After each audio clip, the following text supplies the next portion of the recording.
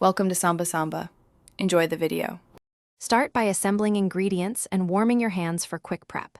Combine 1/2 cup mayonnaise, 2 tablespoon hot sauce, and 2 tablespoon ketchup in a bowl.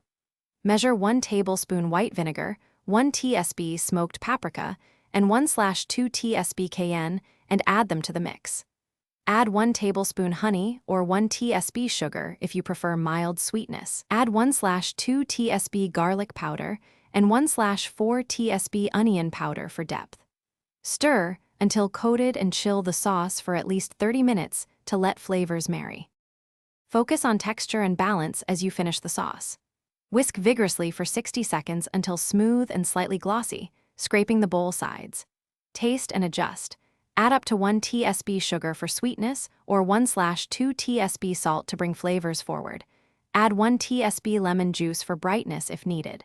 For thicker texture, add 1 tablespoon sour cream or Greek yogurt, or thin with 1 tsp water or milk if it's too heavy. Final check, the sauce should coat a spoon and cling to chicken. Finish by packaging and plating with purpose. Store in an airtight container for up to 7 days in the refrigerator, labeling with the date. Serve 2 to 4 tablespoons per sandwich or use as a dipping sauce for fries, wings, or vegetable sticks. The sauce pairs well with fried chicken and coleslaw. If separation occurs, whisk briefly or shake the sealed container. Reheat to room temperature before serving for best texture. For bulk use, double the ingredients and portion into 4-ounce jars for grab-and-go service. Thanks for watching.